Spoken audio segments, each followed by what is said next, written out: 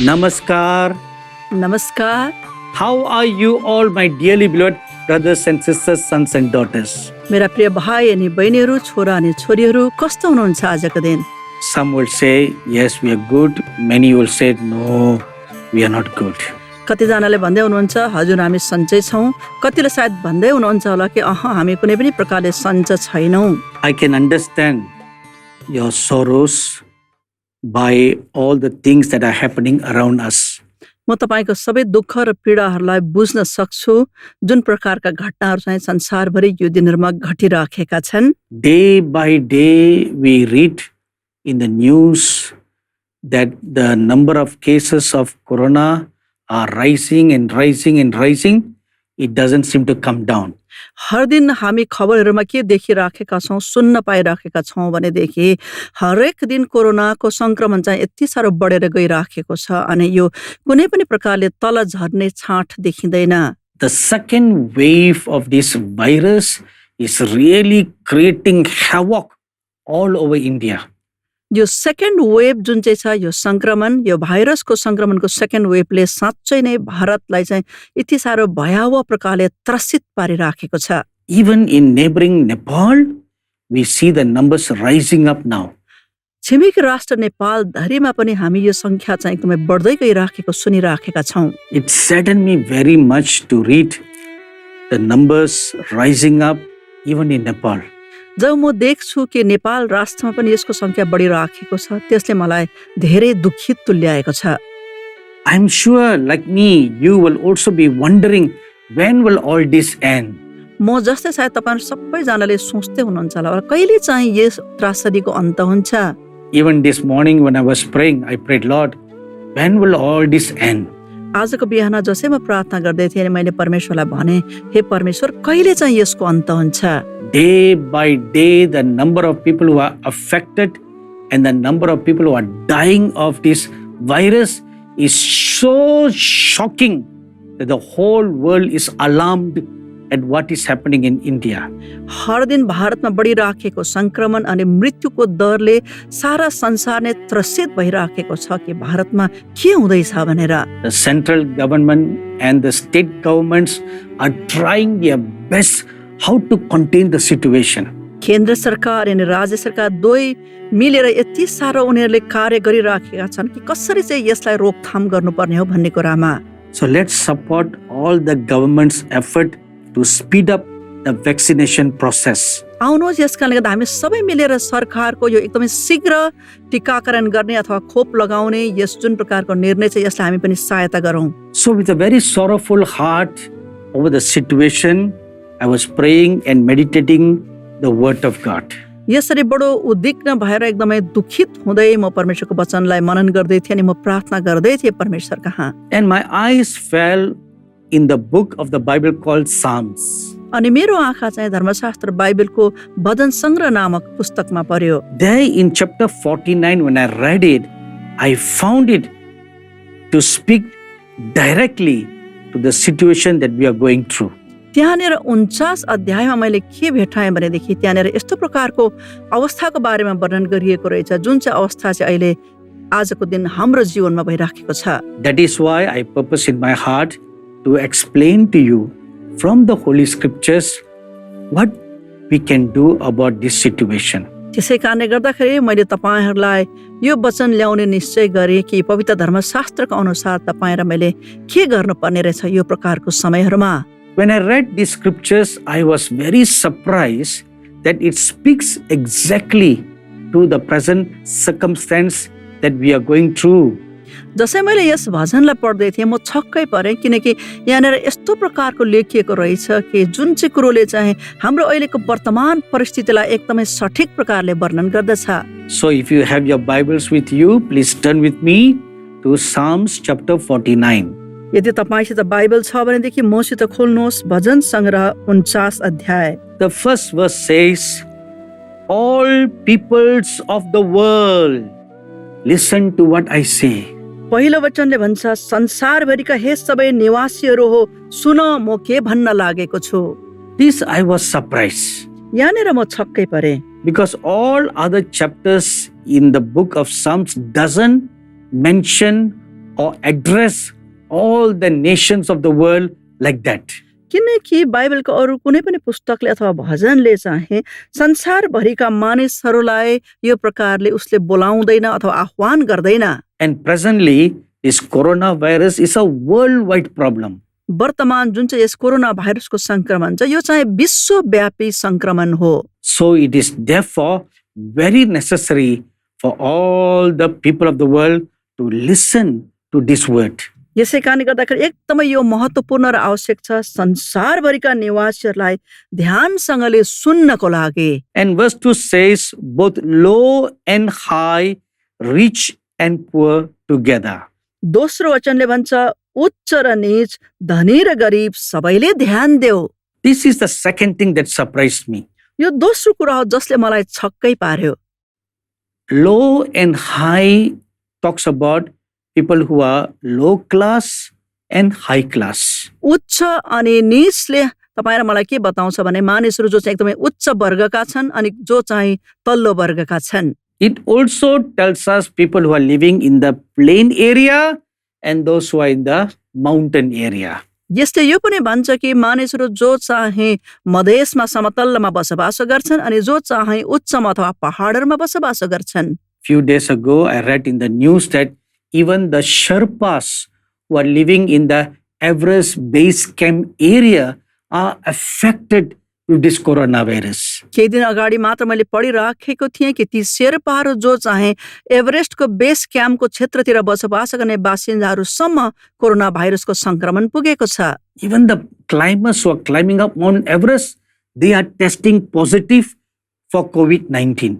यहाँसम्म कि सगरमाथामा चढ्ने पर्वतारोहीहरूसम्म पनि यस कोभिड-19 को संक्रमणबाट बाँच्न सकेका छैनन्। So both who are high and the low are affected. र यसरी उच्चमा बस्ने अनि तल समतलमा बस्ने सबै नै प्रभावित छन्। And the next part in verse 2 says, the rich and the poor, they are together.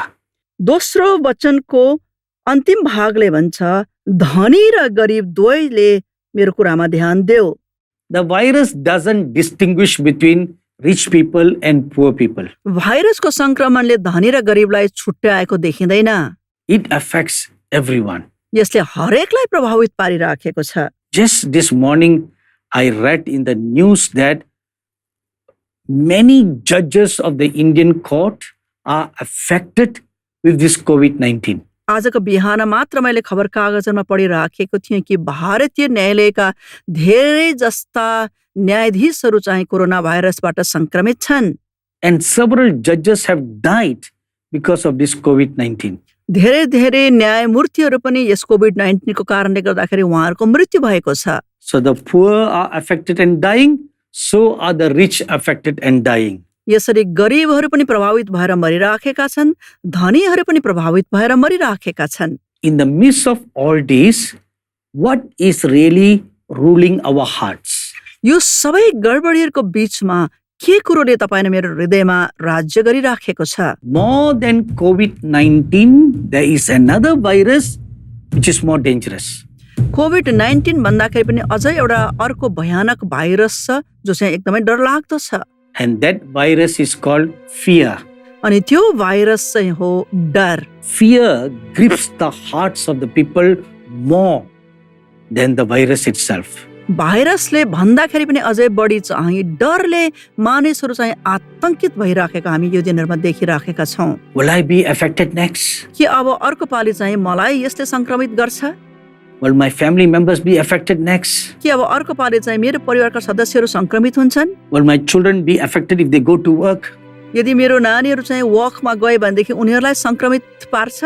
So many parents are asking all their children to come back to their villages. अनि धेरै आमा बाबुहरूले आफ्नो नानीहरूलाई फर्केर अब गाउँमा आऊ भनिकन बोलाउँदैछन्। The virus is not only in the cities but also in the rural villages. भाइरसको संक्रमण चाहिँ शहरमा मात्र नभएर अब गाउँ गाउँसम्म पुगिराखेको छ। You know, when I read the virus affecting the Mount Everest region, तपाईलाई थाहा छ जब मैले सुने अनि भेटाएँ कि माउन्ट एभरेस्टको क्षेत्रतिर पनि यो भाइरसको संक्रमण फैलियो, then I realized there's no boundary for this virus to spread. त्यसबेला मलाई थाहा भयो कि यस संक्रमणलाई बढ्नमा चाहिँ कुनै पनि प्रकारको सीमाले यसलाई रोक्न सक्दैन। So does the Bible have a solution for that? के यसको लागि बाइबलसित कुनै समाधान छ? Verse 5 tells us, 5 पदले यसरी भन्छ, why should I fear in the days of evil? दुःखको दिन आउँदा मैले किन डराउनु पर्ने हो? These are evil days where this virus is rampantly spreading all over the world. दुःखको दिन चारैतिर आइराखेको छ जब हामी देख्दछौँ कि यो भाइरसको संक्रमणले सारा संसार चाहिँ एकदमै त्राही त्राही भएको छ। Why should I fear? म किन डराउनु? So the first thing that we need to do is cast away fear. पहिलो कुरो तपाईलाई मैले गर्नुपर्ने चाहिँ हो डरलाई भगाइदिनुहोस्। Do not fear. नडराउनुहोस्। And look at verse 6 and verse 7. 6औं पद अनि 7औं पदलाई हेर्नुहोस्। Those who trust in their wealth and boast in the multitude of their riches, none of them can by any means redeem his brother. तिनीहरू आफ्नो सम्पत्तिमाथि भरोसा राख्छन् र आफ्नो ठुलो धनराशिको अहंकार गर्छन्। कुनै मानिसले मोल तिरेर अर्कालाई कदापि छुटाउन सक्दैन। In the present coronavirus situation, hospitals are full all over the country. वर्तमान कोरोना भाइरसको यस महामारीको समयमा देशभरिका सबै हस्पिटलहरू एकदमै भरपूर छन् बिमारीहरूले गर्दा। The rich and the poor are begging hospitals that they are willing to pay any amount for a hospital bed and for an oxygen cylinder. धनी र गरिब दुवै नै अस्पतालको अगाडिपट्टि गएर उनीहरूले गिडगिडाइराखेका छन् कि जति नै पैसा रुपियाँ उनीहरूले तिर्न परे तापनि एउटा बेड पाउनका लागि उनीहरू त्यसको निम्ति तयारी छन्। Because of shortage of hospital beds and oxygen tanks, there's nothing the doctors or the hospitals can provide, even if you're willing to pay any amount. अस्पताल प्रबन्धन अनि पक्षले कुनै पनि प्रकारले तपाईँ र मलाई सहायता पुर्याउन सकिराखेको छैन किनकि उनीहरूका सम्पूर्ण बेडहरू चाहिँ रोगीहरूद्वारा भरिएको छ, चाहे तपाईँले जत्तिकै रुपियाँ दिन्छु किन नभन्नुहोस्। So now even the rich with all their wealth are merciless. अब यहाँनिर हामी के देख्छौँ भनेदेखि धनीहरू पनि अब उनीहरूको धन भरपूर भएर पनि बडो अप्ठ्यारो परिस्थितिमा परिराखेको छ। Is there hope or no hope? के कुनै आशा छ कि आशै छैन? अब Shall we just wait for death to come? के हामी अब कहिले मर्नु पर्ने भनेर पर्खिरहनु कि? The word of the living God gives us hope. जीवित परमेश्वरको वचनले तपाईँ र मलाई आशा दिन्छ। When nothing else can help us or give us hope, the word of the true living God gives us good hope. जब कुनै पनि कुरोले तपाईँ र मलाई आशा दिँदैन तब जीवित परमेश्वरको जिउँदो वचनले तपाईँ अनि मेरो लागि आशा लिएर आएको छ। Verse 15 tells us, but God will redeem my soul from the power of the grave. 15 पदले यसरी भन्छ, तर परमेश्वरले मोल तिरेर मेरो प्राणलाई चिहानबाट छुटाउनु हुनेछ। My dearly beloved brothers and sisters, sons and daughters, this is our hope. मेरा प्रिय भाइ अनि बहिनीहरू, छोरा अनि छोरीहरू, यो चाहिँ हाम्रो आशा हो। God will redeem your soul from dying. परमेश्वरले तपाईको प्राणलाई चिहानमा पुग्नबाट छुटाउनु हुनेछ अथवा बचाउनु हुनेछ। So I say unto you, fear not. यसै कारणले गर्दा म आजको दिन तपाईलाई भन्दैछु, नडराउनुहोस्। Whenever in a dangerous situation, the Lord Jesus Christ always said to his disciples, fear not. जब पनि अप्ठ्यारो अनि डरलाग्दो प्रकारको परिस्थितिहरू आए प्रभु येशूले आफ्नो चेलाहरूलाई भन्नुभयो, भयभीत नहौ। Why he was able to say that? किन उहाँले यो कुरो भन्न सक्नुभयो त? He was God on this earth. उहाँ चाहिँ यस पृथ्वीमा परमेश्वर हुनुहुन्थ्यो And he is the Redeemer. अनि उहाँ चाहिँ उद्धारक हुनुहुन्छ। He alone can save us from all dangers. उहाँ एक्लैले मात्र तपाईँ र मलाई हर प्रकारको खतराबाट बचाउन सक्नुहुन्छ।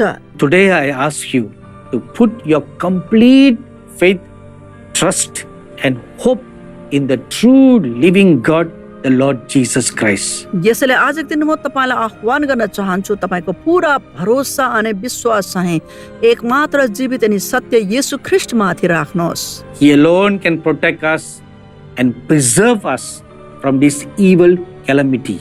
उहाँ स्वयंले मात्रै, उहाँ एक्लैले मात्रै तपाईँ र मलाई यो प्रकारको डरलाग्दो महामारीको बीचबाट बचाउन सक्नुहुन्छ। Shall we pray now? के हामी प्रार्थना गरौँ? I ask you to get up from your chairs and kneel down. म तपाईँलाई आफ्नो चौकीबाट उठेर घुँडा टेक्नुहोस् भनिकन बिन्ती गर्छु। Take your right hand and you put on your heart. दाहिने हातलाई लिनुहोस् अनि आफ्नो छातीमा राख्नुहोस्। If your family members are beside you, hold each other's hands. तपाईँका परिवारका सदस्यहरू छेउमा छन् भनेदेखि एकाअर्काको हातलाई समात्नुहोस्। Our gracious and loving Heavenly Father, हाम्रो अनुग्रही अनि प्रेमिलो परमेश्वर बाबु, I come before your holy presence, before your throne by faith now. म यस बेला विश्वासको द्वारा तपाईँको पवित्र सिंहासनको अगाडिपट्टि म आउँदछु। Lord, nothing we brought into this world and nothing we can bring out of this world. हे परमेश्वर, हामीले केही कुरो यस संसारमा लिएर आएनौँ, न त यहाँबाट जाँदा केही कुरो लिएर जान नै सक्छौँ। Naked we came out of our mother's womb and nakedly we will go to the grave. नाङ्गै हामी आमाको गर्भबाट आयौँ अनि फर्किएर चिहानमा जाँदै गर्दा पनि हामी नाङ्गै जान्छौँ। Lord, there is so much of calamity all around us. परमेश्वर, हाम्रो वरिपरि यति भयानक प्रकारको महामारी फैलिराखेको छ। So much of evil all around us. वरिपरि यति भयानक खतराका कुराहरू छन्। We acknowledge that you are a righteous God. हामी स्वीकार गर्छौँ कि तपाईँ धर्मी परमेश्वर हुनुहुन्छ। We acknowledge that you will always judge righteously. हामी यो कुरोलाई स्वीकार गर्छौँ कि तपाईँले धार्मिक प्रकारले सबै कुरोको न्याय गर्नुहुन्छ। Please forgive us for shedding innocent blood. क्षमा गर्नुहोस् हामीलाई कि हामीले निर्दोषको रगतलाई बगाएका छौँ। Please forgive us for idolatry. मूर्ति पूजाको पापको लागि हामीलाई क्षमा गरिदिनुहोस्। Now we are helpless against this calamity of this coronavirus. यस भयानक कोरोना भाइरसको संक्रमणको अगाडिपट्टि हामी असहाय भएका छौँ परमेश्वर। All our wisdom, all our invention seem helpless before this. हाम्रो सबै बुद्धि, हाम्रो सबै आविष्कारहरू यो महामारीको अगाडिपट्टि सबै बेकार र व्यर्थ गनिएको छ। Your word tells us we should not fear in the evil days. तपाईको वचनले हामीलाई के भन्छ भनेदेखिलाई बुरो दिनहरू आउँदा तिमीहरू डराउनु पर्दैन। So we put our faith and trust in you and will not fear these evil days that are around us. यसै कारणले गर्दाखेरि हामी हाम्रो भरोसा अनि हाम्रो विश्वास तपाईँ जिउँदो येशूमा राख्छौँ अनि भन्छौँ कि हामी यो बुरो दिनहरू आउँदै गर्दा पनि डराउँदैनौँ, भयभीत हुँदैनौँ। Lord, even the politicians and government leaders are fearful how to contain the situation.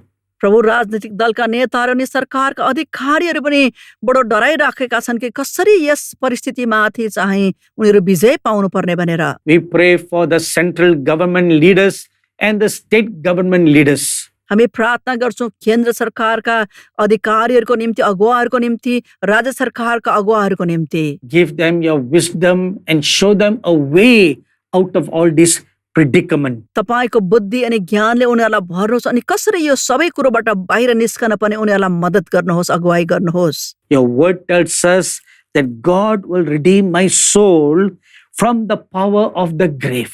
तपाईको वचनले हामीलाई यसरी भन्छ कि परमेश्वरले नै मेरो प्राणलाई चिहानबाट छुटाउनु हुनेछ। So now I ask you, Lord, lay your blessing hands upon each and every one of your sons and daughters who are joining in this prayer by faith.